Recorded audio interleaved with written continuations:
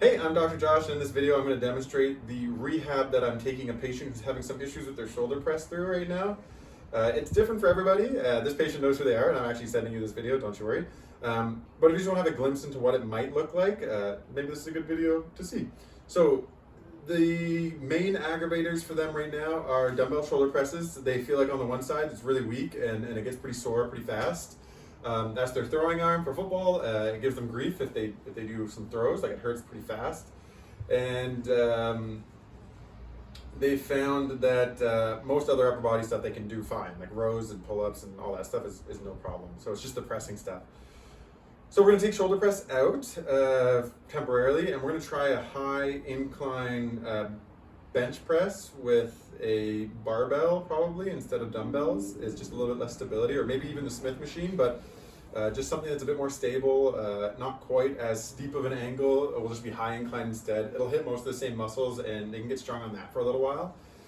Dips are an issue, so we're gonna remove dips also for the next 2 weeks, and we're gonna have them doing some push-up variations. As long as it's within their comfort, that's okay. Pretty much everything else they're doing was fine, so we're just going to leave it as is for now. They don't need to remove anything else.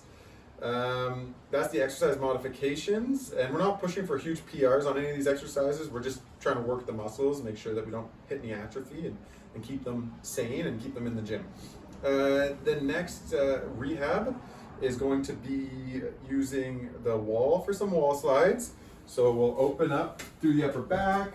We're going to do 3 sets of 10.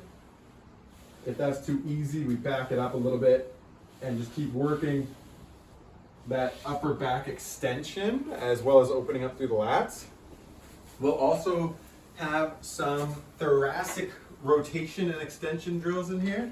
So we sit nice and deep into our child's pose, do our chicken wing, and then get that rotation, which in our thoracic spine is coupled with extension, which this patient is lacking, and I think it's going to help their overhead press. So we'll get them to keep their bum down on their heels as best they can and do 10 of those on each side. And then we're going to pump some blood into the elbow, into the shoulder, the bicep, and just really try and flush that area with blood and pump it up so it feels more comfortable. Good old-fashioned bicep work. We'll do 15 to 20 with the open palm here.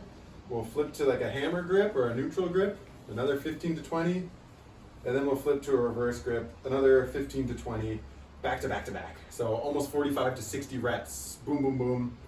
Pick your band accordingly. By the time you get to 60 reps, you're gonna be really grateful you used the lightest band you could.